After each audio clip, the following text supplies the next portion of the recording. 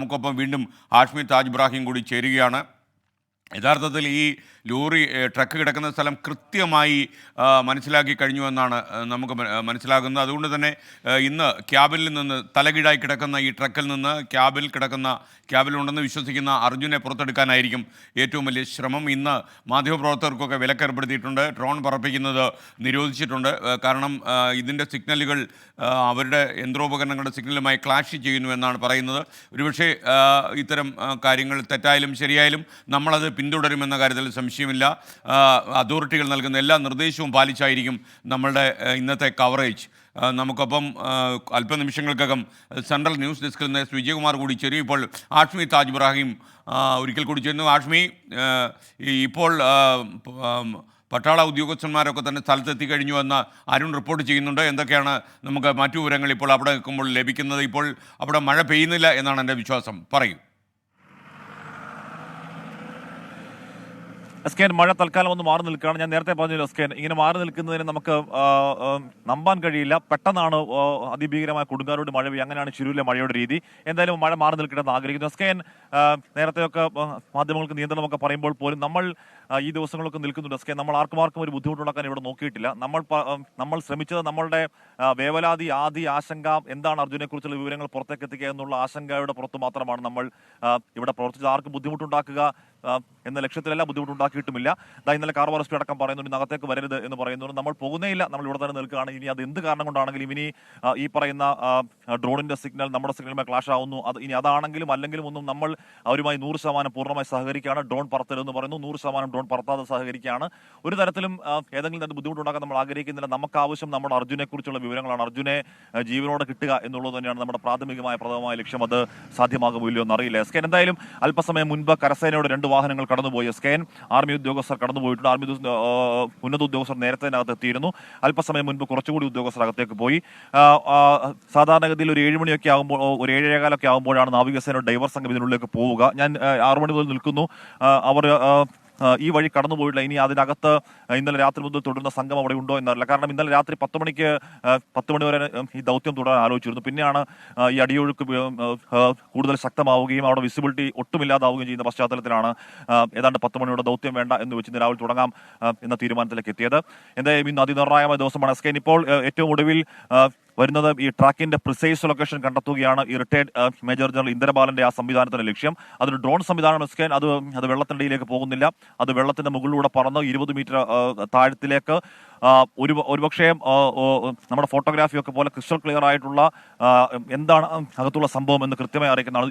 നമ്മുടെ ഈ സോണാർ സംവിധാനം പോലെയല്ല, കുറച്ചുകൂടി ക്ലാരിറ്റിയോടെ ആ വിവരങ്ങൾ പുറത്തേക്ക് നൽകുകയാണ് ഈ ഡ്രോൺ സംവിധാനം. അതുകൊണ്ട് തന്നെ ഈ ക്യാബിന്റെ അവസ്ഥ, ക്യാബിന് ഏത് അവസ്ഥയിൽ കിടക്കുന്നു, കീഴ്മേൽ പറഞ്ഞു കിടക്കുന്ന വണ്ടിയുടെ ക്യാബിനിലേക്ക് പോകാനുള്ള നാവികസേന ഡൈവർമാരുടെ വഴി ഏത് രീതിയിൽ പോകുന്നതാകും നല്ലത്, ഈ ലോറി ടക്കൻ ചെയ്ത് അല്ലെങ്കിൽ ഹുക്ക് ചെയ്ത് ഉയർത്താൻ ഏതൊക്കെ മേഖലകളിൽ എങ്ങനെ ഹുക്ക് ചെയ്യാൻ കഴിയും എന്നൊക്കെയുള്ള കാര്യങ്ങൾ പ്രസക്തമാവുന്നത് ഈ ഡ്രോൺ സംവിധാനത്തിലെ പരിശോധനയിൽ കൂടിയാണ്. അതിലേറ്റവും പ്രധാനം ക്ഷമിക്കണം, ഈ കാലാവസ്ഥ അനുകൂലമാകൽ തന്നെയാണ് സ്കേൻ. ഇന്നലെ രാത്രി മെനിഞ്ഞാന്നൊക്കെ സ്കേൻ ഈ മേഖലയിൽ വലിയ മഴയായിരുന്നു. ഇന്നലെ രാത്രി പക്ഷേ അങ്ങനെ പെരുമഴ പെയ്തിട്ടില്ല എന്നുള്ളത് വലിയ ആശ്വാസമാണ്. അങ്ങനെ പെരുമഴ പെയ്യാത്ത ആശ്വാസം എന്ന് പറയാൻ കാരണം സ്കേൻ, മഴ പെയ്യുമ്പോൾ ഇവിടെ മാത്രമല്ല, മഴ പെയ്യുമ്പോൾ ഈ മലയോര മേഖലകളിൽ, വൃഷ്ടിപ്രദേശങ്ങളിൽ, ഈ മാമലകളിലൊക്കെ പെരുമ്പെയ്ത്താണ്. ആ പെയ്ത്തിന്റെ വെള്ളമെല്ലാം കൂടി ഒലിച്ചിറങ്ങിക്കഴിഞ്ഞാൽ ഈ ഗംഗാവാലി പുഴയുടെ അടിത്തട്ട് വീണ്ടും കലുഷമാകും, വീണ്ടും അടിയൊഴുക്ക് 10 മടങ്ങ് വർദ്ധിക്കും, അത് വീണ്ടും വല്ലാതെ കലങ്ങി ഒഴുകും, വീണ്ടും ഈ ദൗത്യം ദുഷ്കരമാക്കും. ഇന്നലെ രാത്രി മഴ പെയ്യാത്തത് ഏത് തരത്തിലാണ് അടിയൊഴുക്കിൽ ഒരു കുറവുണ്ടാക്കിയിട്ടുണ്ടോ എന്ന് അല്പസമയത്തിനകം നേവിയുടെ പരിശോധനയ്ക്ക് ശേഷം മാത്രമേ അറിയുകയുള്ളൂ. അടിയൊഴുക്കിൽ കുറവുണ്ടാകണം എന്നുള്ളതാണ് എന്റെ പ്രതീക്ഷ. കാരണം ഇന്നലെ രാത്രി മഴ പെയ്തിരുന്നില്ല എസ്കേൻ. അങ്ങനെ ഒരു രാത്രി മഴ പെയ്യാതിരുന്ന അടിയൊഴുക്കിൽ നേരിയൊരു കുറവുണ്ടാകും എസ്കേൻ. ഈ അടിയൊഴുക്കും കുത്തൊഴുക്കും പൂർണ്ണമായി മാറിയതിനു ശേഷം അങ്ങോട്ടേക്ക് ജമ്പ് ചെയ്യുക എന്നതല്ല ഉദ്ദേശം. ഏതെങ്കിലും തരത്തിൽ അങ്ങോട്ടേക്ക് ജമ്പ് ചെയ്യുന്ന നാവികസേനാംഗത്തിന്റെ ജീവന് ഭീഷണിയില്ലാത്ത ഒരു സാഹചര്യം, ഒരു മിനിമൽ സാഹചര്യം ഉണ്ടാവുകയാണെങ്കിൽ അപ്പോൾ തന്നെ അങ്ങോട്ടേക്ക് ജമ്പ് ചെയ്ത കാര്യങ്ങൾ പരിശോധിക്കുക എന്നുള്ളതാണ് സ്ട്രാറ്റജി. എന്തായാലും ഇന്ന് അക്കാര്യത്തിൽ ഇനി എന്ത് ദുർഘട സാഹചര്യമാണെങ്കിലും പ്ലാൻ ബി അടക്കമുള്ള കാര്യങ്ങൾ സെറ്റാണ്. നാവികസേന, കരസേന, നാവികസേന ഉദ്യോഗസ്ഥർ അടക്കമാണ് അവിടെയുള്ളത്. കാർവാർ MLA സതീഷ് കൃഷ്ണ സെയിലെ ഈ സമയം ഒരിക്കൽ കൂടി ഓർക്കാതിരിക്കാൻ വയ്യ. SKN സെയിൽ ഈ ദൗത്യത്തിന് നൽകിയ പിന്തുണ, നമുക്കൊക്കെ നൽകിയ മാനസിക പിന്തുണ അത് ചെറുതല്ല, അത് അങ്ങേയറ്റം വലുതാണ്. അദ്ദേഹത്തിന്റെ മുൻകൈയിലാണ് ഈ ബൂം എക്സ്കവേറ്റർ പോലെയുള്ള വലിയ മാസീവ് യന്ത്രോപകരണങ്ങൾ ഈ പുഴക്കരയിലേക്ക് എത്തിയത്. അദ്ദേഹം ഇന്ന് രാവിലെയും വരും. എല്ലാ ദിവസവും ഈ പറഞ്ഞ ദൗത്യ ദിവസങ്ങളിലൊക്കെയും 4-5 തവണ ഇതിനുള്ളിൽ കിടന്ന് നമ്മളോട് കാര്യങ്ങൾ കൃത്യമായ ബ്രീഫ് ചെയ്ത ആളാണ് കാർവാർ MLA.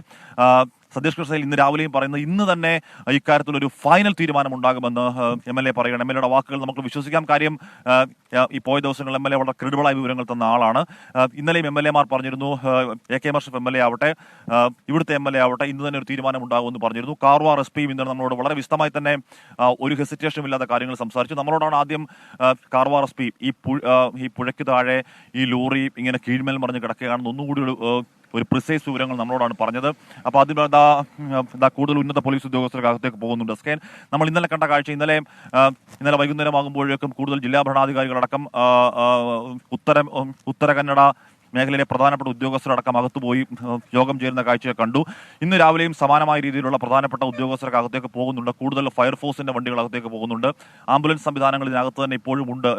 SKN ഒരു ഫയർഫോഴ്സിന്റെ വണ്ടി കൂടി ഇപ്പോൾ അകത്തേക്ക് പോകുന്നുണ്ട്. കൂടുതൽ സംവിധാനങ്ങൾ എന്തായാലും അങ്ങോട്ടേക്ക് സ്വരുക്കൂട്ടുകയാണ്. SKN ക്രെയിൻ ആവശ്യമുണ്ട്. ക്രെയിനും വിഞ്ചർ എന്നൊക്കെ പറയുന്നത് പോലെയുള്ള സാങ്കേതിക സംവിധാനങ്ങൾ ആവശ്യമുണ്ട്. അതൊക്കെ ഓൾറെഡി സെറ്റാണ് എന്നറിയുന്നുണ്ട്. SKN നമ്മുടെ ആർമിക്ക്, നമ്മുടെ സേനാ വിഭാഗങ്ങൾക്ക് പുഴയിൽ കിടത്തുന്ന ഒരു ലോറി ഉയർത്തൽ ഒരു ഭഗീരഥ പ്രയത്നമേ അല്ല. അവർ ഒരുപക്ഷെ ഇതിനോടകം തന്നെ, അല്ലെങ്കിൽ ഇതിനേക്കാൾ ദുർഘടമായ ടെറൈനുകൾ, ഇതിനേക്കാൾ ദുർഘടമായ സാഹചര്യങ്ങളിൽ ഇതിനേക്കാൾ ഭാരമേറിയ വാഹനങ്ങളൊക്കെ ഉയർത്തി ശീലമുള്ളവർക്ക് ഇതൊരു വലിയ, അവരുടെ എഞ്ചിനീയർ വിഭാഗത്തിനൊക്കെ ഉപദേശമുള്ളപ്പോൾ ഇതൊരു വലിയ പ്രശ്നമാകാൻ ഇടയില്ല. SKN ഇതിലെ അതിപ്രധാനമായ സംഗതി ഓറഞ്ച് അലർട്ട് ആണെങ്കിലും ഇന്ന് ഡ്രോൺ പരിശോധന നടത്തുമെന്ന് പറയുകയാണ് മേജർ ജനറൽ ഇന്ദ്രബാലൻ. പലതരത്തിൽ പ്രതിസന്ധികളുണ്ട്. അതോടൊപ്പം തന്നെയാണ് ഈ കോസ്റ്റൽ ഗാർഡ് ഹെലികോപ്റ്റർ കൂടി എത്തിയാൽ, ഒരു ആകാശ നിരീക്ഷണം കൂടി ആകുമ്പോഴേക്കും കാര്യങ്ങൾ കുറച്ചുകൂടി സുഗമമാകും എന്നുള്ളതാണ് പ്രതീക്ഷ. പ്രൈം പ്രയോറിറ്റി എന്നുള്ളത് നമ്മുടെ അർജുനെ കണ്ടെത്തൽ തന്നെയാണ്. SKN ഇവിടെ അടിയൊഴുക്ക് ഏതെങ്കിലും തരത്തിൽ ഒരു നേരിയ ശമനം ഉണ്ടാകുന്ന ആദ്യ മിനിറ്റിൽ തന്നെ നാവികസേനയുടെ സംഘാംഗങ്ങൾ പുഴയ്ക്കുള്ളിലേക്ക് പോകാൻ പോകുന്നു. എന്തായാലും ഒരു കൃത്യം ലൊക്കേഷൻ ഉണ്ട്, ഒരു കൃത്യം ഏത് രീതിയിലാണ് വണ്ടിയുടെ കിടപ്പ് എന്നതിനെക്കുറിച്ച് ധാരണയുണ്ട്, അങ്ങോട്ടേക്ക് എങ്ങനെ എത്താം എന്നതിനെക്കുറിച്ചുള്ള ധാരണയുണ്ട്. പക്ഷേ പ്രശ്നം അങ്ങോട്ടേക്ക് പോകാൻ കഴിയാത്തതിന് കാരണം ഈ അടിയൊഴുക്ക് തന്നെയാണ്. അടിയൊഴുക്കിലൊരു ശമനം ഈ സമയത്ത് ഒരു ചെറിയ വെയിൽ വരുന്നുണ്ട്. SKN അത് നൽകുന്ന പ്രതീക്ഷ, ഈ സമയത്ത് നൽകുന്ന പ്രതീക്ഷ ചെറുതല്ലാത്ത പ്രതീക്ഷയാണ്. SKN ഇന്നലെ രാവിലെ മുതലൊക്കെ മഴയുണ്ടെങ്കിൽ കൂടിയും ഈ ലോറി കണ്ടെത്തി എന്ന ആ സൂചന വന്നപ്പോൾ മുതൽ എന്തോ ഒരു ദൗർഭാഗ്യം കണക്കെ അപ്പോൾ തുടങ്ങിയ പെയ്ത്താണ്. ഒരു 2-2.5 മണിക്കൂർ നിന്ന പെയ്ത്ത് നമ്മൾ ശിരൂരിൽ വന്നതിന് ശേഷം ആദ്യമായി കാണുന്ന അത്രത്തോളം അതിശക്തമായ പെയ്ത്തും കാറ്റുമാണ്. ഇല്ലെങ്കിൽ ഇന്നലെ തന്നെ ഒരു തീരുമാനത്തിലേക്കൊക്കെ എത്തിയതിനെ. ആ പെയ്ത്ത് സ്വാഭാവികമായും അവിടുത്തെ അടിയൊഴുക്കൊക്കെ വല്ലാതെ കൂടുതൽ. മാത്രമല്ല കാറ്റും അങ്ങേയറ്റത്ത് നമുക്ക് പിടിച്ചു നിൽക്കാൻ കഴിയാത്ത, നമുക്ക് ഒരു കുട പിടിച്ചൊരു മനുഷ്യന് നിൽക്കാൻ കഴിയാത്ത കാറ്റാണ്. നമ്മളെ ഇങ്ങനെ തെറ്റിത്തെറിപ്പിച്ച് കളയുന്ന രീതിയിലുള്ള വലിയ കാറ്റാണ് SKN ഇവിടെ അടിക്കുന്നത്. അതൊക്കെ ആ ദൗത്യത്തിനുണ്ടാക്കുന്ന ബുദ്ധിമുട്ട് ചെറുതേയല്ല. നാവികസേന ഉദ്യോഗസ്ഥർ അല്പസമയത്തിനകം അകത്തേക്ക് പോകാൻ പോകുന്നു. അവർ ഈ ഡൈവിംഗ് ഡ്രസ്സിൽ തന്നെയാണ് അവരുടെ വാഹനത്തിൽ അകത്തേക്ക് പോകുന്നത്. അവരുടെ ഡിങ്കി ബോട്ടുകൾ, അവരുടെ ബ്ലാക്ക് ബോട്ട് എന്ന് പറഞ്ഞ ഈ ഡിങ്കി ബോട്ടുകളുമൊക്കെയായി അല്പസമയത്തിനകം ഇതിൽ കൂടി പോകുമെന്നാണ് അറിയാൻ കഴിയുന്നത്. ഈ ഡ്രോൺ സംവിധാനമൊക്കെ കൂടി എത്തുമ്പോഴേക്കും കാര്യങ്ങൾ കുറച്ചുകൂടി സുഗമമാകും. ഉച്ചയോടുകൂടി തന്നെ നമ്മുടെ പ്രിയപ്പെട്ട അർജുനെ സംബന്ധിച്ച് ഒരു നിർണായക വിവരം നമുക്ക് പ്രേക്ഷകർക്കും അർജുന്റെ വീട്ടുകാർക്കും നൽകാൻ കഴിയും എന്ന പ്രതീക്ഷയുണ്ട്. ഇന്നലെയൊക്കെ അർജുന്റെ സഹോദരി ഭർത്താവ് ജിതിൻ ഇവിടെ വന്ന് ജിതിനെ അകത്തേക്ക് കടത്തിവിട്ടിരുന്നു. മാധ്യമങ്ങളൊക്കെ ഇന്നലെയും അകത്തേക്ക് കടത്തിവിട്ടിരുന്നു. SKN യഥാർത്ഥത്തിൽ മാധ്യമങ്ങൾ ഇന്നലെയും അകത്തേക്ക് കടത്തിവിട്ടിരുന്നില്ല. പിന്നെ നമ്മൾ ഇന്നലെ അകത്തേക്ക് പോയത് കാർവാർ MLA കൊണ്ടുവന്ന ഈ ബൂം എക്സ്കവേറ്ററിന്റെ പ്രവർത്തനം കാണിക്കാൻ കാർവാർ MLAയോട് തന്നെ മുൻകൈയിൽ നമ്മളെ അകത്തേക്ക് കൊണ്ടുപോയതാണ്. ഇന്നലെയും നമ്മൾ ഇവിടെ തന്നെ നിൽക്കുകയായിരുന്നു. അപ്പോൾ ഇന്നും ജിതിനെ അകത്തേക്ക് കടത്തിവിടുമെന്നുള്ള കാര്യം. ജിതിൻ ഇന്നലെ രാവിലെ തന്നെ അവിടെ പോവുകയും ഈ രക്ഷാദൗത്യങ്ങളെയൊക്കെ നേരിൽ കാണുകയും ചെയ്ത ആളാണ് ജിതിൻ. ഇന്നിപ്പോൾ ജിതിൻ ഇങ്ങോട്ടേക്ക് എത്തിയിട്ടില്ല. അല്പസമയത്തിനകം ജിതിൻ അടക്കമുള്ളവർ ഇങ്ങോട്ടേക്ക് ഇല്ല, ജിതിന് ഇപ്പോഴും എത്തിയിട്ടില്ല. അല്പസമയം ജിതിനടക്കമുള്ളവർ എത്തുകയും അകത്തേക്ക് പോകുമെന്നാണ് പ്രതീക്ഷ. നമുക്ക് ഈ ജിതിനിൽ കൂടി നമുക്ക് വിവരങ്ങൾ കിട്ടുന്നുണ്ട്. അദ്ദേഹം അകത്തേക്ക് പോകുമ്പോൾ നമ്മൾ കാര്യങ്ങൾ വിളിച്ചു ചോദിച്ചാൽ ജിതിൻ ഈ കാര്യങ്ങളൊക്കെ പറയുന്നുണ്ട്. എന്തായാലും 2 മണിക്കൂർ ഇടവിട്ട് നിങ്ങളോട് കാര്യങ്ങൾ കൃത്യമായി എക്സ്പ്ലെയിൻ ചെയ്യുമെന്നുള്ളതാണ് ഇന്നലെ വാർത്താ സമ്മേളനം നടത്തിയപ്പോൾ കളക്ടറും കാർവാർ SP അടക്കമുള്ളവർ പറഞ്ഞത്. വേണമെങ്കിൽ നിങ്ങളുടെ ഹോട്ടലിൽ ഞങ്ങൾ ഒരു കൺട്രോൾ റൂം സെറ്റ് ചെയ്ത് തരാം എന്നൊക്കെ SP നമ്മളോട് സംസാരിക്കുമ്പോൾ പറയുന്നു. എന്നാൽ വേണ്ട, നമ്മളിവിടെ എത്തിക്കോളാം, നമ്മൾ അകത്തോട്ട് വരുന്നുമില്ല, നമുക്ക് കൃത്യമായ വിവരങ്ങൾ തന്നാൽ മാത്രം മതി എന്ന് നമ്മൾ SP യോട് പറയുകയും ചെയ്തിരുന്നു. SKN ഈ ശിരൂർ ദൗത്യം സമാനതയില്ലാത്തൊരു ദൗത്യമാണ്. നമ്മൾ ഈ കണ്ട രീതിയിലുള്ള നമ്മുടെ ആശങ്കകൾ, നമ്മുടെ ആധികൾ, നമ്മുടെ വേവലാതികളൊക്കെ നമ്മൾ ഈ കഴിഞ്ഞ ദിവസങ്ങളിലൊക്കെ കണ്ടു. കഴിഞ്ഞ 8 ദിവസം നമ്മൾ ഏതെങ്കിലും തരത്തിൽ ഒരു സൂചനയും ഇല്ലാതെ ഫേക്ക് സിഗ്നൽ എന്ന് പറഞ്ഞാൽ ഇവിടുത്തെ പാറകളിലൊക്കെ വലിയ ധാതു ഘടകങ്ങളുണ്ട്. അപ്പോൾ ആ മെറ്റൽ സിഗ്നലുകൾ നൽകുന്ന ഫേക്ക് സിഗ്നൽ പ്രതീക്ഷ നമ്മൾ അർപ്പിച്ചിരുന്നു. പെട്ടെന്ന് ആ പ്രതീക്ഷകൾ തച്ചുടച്ചുകൊണ്ട് അത് പാറക്കഷ്ണമാണെന്നുള്ള വിവരങ്ങൾ വന്നു. അങ്ങനെ 2-3 ആവർത്തി, അങ്ങനെ 3-4 ആവർത്തി സിഗ്നലുകൾ നമ്മൾ പ്രതീക്ഷ നൽകുകയും അത് ഇല്ലാതാക്കുകയും ചെയ്തു. ഇന്നലെയോടുകൂടി തന്നെയാണ് സ്കൈൻ അങ്ങനെ കൃത്യമായൊരു സോളിഡ് വിവരം പുറത്തേക്ക് വരുന്നത്. അത് ലോറി കണ്ടെത്തി എന്നുള്ളത് തന്നെയാണ്. ഇന്നലെ കർണാടക റവന്യൂ മന്ത്രി കൃഷ്ണഭൈര ഗൌഡ ഇന്നലെ 3:30 ട്വീറ്റ് ചെയ്തപ്പോൾ മുതൽ അത് സ്ഥിരീകരിക്കപ്പെടുന്നു. ഏറ്റവും ഒടുവിൽ കാർവാർ എസ് പി നമ്മളോട് ഈ ലോറി ഇങ്ങനെ കീഴ്മേൽ മറിഞ്ഞ് കിടപ്പാണെന്ന് പറയുന്നത് വരെ അത് പൂർണ്ണ സ്ഥിരീകരണത്തിലേക്ക് എത്തുന്നു. ഇനി നമ്മുടെ പ്രൈം പ്രയോറിറ്റി എസ് കെ നമ്മുടെ പ്രിയപ്പെട്ട അർജുനാണ്. അർജുന്റെ ആരോഗ്യാവസ്ഥ എങ്ങനെയാണെന്നുള്ളതാണ്. എസ് കെ എൻ ഇത് വെള്ളത്തിൽ വീണ 10ാം നാളാണ്. ഒരുപക്ഷെ അർജുന്റെ കുടുംബാംഗങ്ങളടക്കം ഞാൻ ജിതിനോടൊക്കെ സംസാരിക്കുമ്പോൾ ഒരു വസ്റ്റ് കേസ് സിനേറിയോ അടക്കമുള്ളവർ അവർ എക്സ്പെക്ട് ചെയ്യുന്നുണ്ട്. സ്വാഭാവികമാണത്. എങ്കിൽ കൂടിയും ഹോപ്പിംഗ് അഗൻസ്റ്റ് ഹോപ്പ് എന്ന് പറയും മട്ടിൽ എന്തെങ്കിലും പ്രതീക്ഷയുണ്ടോ എന്ന ഒരു ഉള്ളിലെ അദമ്യമായ ആഗ്രഹം ഇത് കാണുന്നതല്ലേ എന്നെ കേൾക്കുന്ന നമ്മളെ കേൾക്കുന്ന എല്ലാവർക്കും ഉണ്ട്, പ്രേക്ഷകർക്കുണ്ട്. കേരളത്തിൽ ഒട്ടുമിക്ക എല്ലാ വീട്ടകങ്ങളിലും ആ ഒരു ആകാംക്ഷയുണ്ട്, പ്രാർത്ഥനകളുണ്ട്. ആ പ്രാർത്ഥനയ്ക്കൊക്കെ ഉത്തരം കിട്ടുമോ എന്നുള്ള കാര്യം നമുക്ക് ഏകദേശം ഒരു 11:12 മണിയോടുകൂടി അറിയാൻ കഴിയും എന്നുള്ളതാണ് പ്രതീക്ഷ. അതിശക്തമായ മഴ പെയ്യാതിരിക്കും. പ്രേക്ഷകർ ലൈവായിട്ട് കാണുന്ന ബൂം എസ്കലേറ്റർ ആണ്. ഒരുപാട് താഴ്ചയിലേക്ക് പോയി പരിശോധന നടത്താൻ കഴിയുന്ന ഒരു യന്ത്രോപകരണമാണ് പ്രേക്ഷകർ ഇപ്പോൾ തത്സമയം സ്ക്രീനിൽ കാണുന്നത്. അത് ബൂം എസ്കലേറ്റർ ആണ്. ബൂം എസ്കവേറ്റർ ആണ്, എസ്കവേറ്റർ. അപ്പോൾ അതാണ് ഇപ്പോൾ കാണുന്നത്. അത് ഏതാണ്ട് 60 അടിയിലധികം താഴ്ചയിൽ പോയിട്ട് പരിശോധന നടത്താൻ കഴിയും. ഇപ്പോൾ പ്രിയപ്പെട്ട പ്രേക്ഷകർ സ്ക്രീനിലൊരു മാറ്റം നമ്മൾ കൊണ്ടുവന്നിരിക്കുന്നത്, ഇപ്പോൾ സ്ക്രീനിൽ സ്ക്രോൾ ചെയ്ത് പോകുന്നില്ല. ഏറ്റവും ലേറ്റസ്റ്റ് ആയിട്ടുള്ള ഈ ഷെഡ്യൂൾ നടക്കുന്ന തെരച്ചിൽ വളരെ നിർണായകമായ ഒരു നിമിഷത്തിലേക്ക് കടക്കുന്ന ഈ വേളയിൽ ഏറ്റവും പെട്ടെന്ന് നിങ്ങൾക്ക് എന്താണ് അവിടെ സംഭവിച്ചുകൊണ്ടിരിക്കുന്നത് അറിയാൻ വേണ്ടി ഈ സ്ക്രോളിൽ നോക്കിയാൽ മതി. സ്ക്രീനിൻ്റെ ഏറ്റവും താഴ്ഭാഗത്തായിട്ട് ഇപ്പോൾ ഉത്തരകന്നഡ ജില്ലാ കളക്ടറുടെ നേതൃത്വത്തിൽ അടിയന്തര യോഗം ചേരുന്നു എന്നുള്ള ഇതുവരെ ഏറ്റവും ലേറ്റസ്റ്റ് ആയിട്ടുള്ള ഇൻഫർമേഷൻ ആയിരിക്കും നമുക്ക് അവിടെ കൊടുക്കാൻ കഴിയുക. വളരെ തിരക്ക് പിടിച്ച ജീവിതത്തിനിടയിൽ നിങ്ങൾക്ക് ഈ കാര്യം അറിയാൻ താല്പര്യം ഉണ്ടാകും നമുക്കറിയാം. പ്രത്യേകിച്ച് അർജുന് വേണ്ടി കാത്തിരിക്കുന്ന ഒരു വലിയ ജനക്കൂട്ടം, ഒരു ജനസഞ്ചയം നമ്മുടെ പിന്നിലുണ്ട്. അവരാണ് ഒരുപക്ഷെ ഇത്ര കൂടുതൽ ഇതിനൊരു ഇടപെടൽ നടത്താനൊക്കെ മാധ്യമങ്ങളെയൊക്കെ പ്രേരിപ്പിക്കുന്നത്. അപ്പോൾ ലോകമെമ്പാടുമുള്ള മലയാളികൾക്ക് ഈ സ്ക്രോളിൽ പോകുന്ന കാര്യങ്ങളായിരിക്കും ലേറ്റസ്റ്റ് ആയിട്ടുള്ള അപ്ഡേറ്റ്സ്. ലോറി ഉയർത്താനുള്ള ശ്രമവും അത് ഉയർത്തുന്നതിനേക്കാളും മുന്നേ അതിൻ്റെ ക്യാബിനിലേക്ക് കടന്നു ചെന്ന് അർജുൻ അവിടെ ഉണ്ടോ എന്ന് ഉറപ്പുവരുത്തുകയായിരിക്കും ഇന്നത്തെ ദൗത്യത്തിൻ്റെ ഏറ്റവും വലിയ പ്രത്യേകത. അതുപോലെ നമ്മുടെ ഒരു പ്രേക്ഷകൻ എഴുതുന്നുണ്ടായിരുന്നു, ആഷ്മി താജ് ഇബ്രാഹിമിൻ്റെ സ്വരം കേൾക്കുമ്പോൾ എന്തോ കുറ്റബോധമുള്ളതുപോലെ. ആഷ്മിക്ക് ഒരു കുറ്റബോധമില്ല. കാരണം നമുക്ക് നേരും നെറിയില്ലാത്ത ഒരു കാര്യം നമ്മൾ സ്ക്രീനിലൂടെ കാണിച്ചിട്ടില്ല.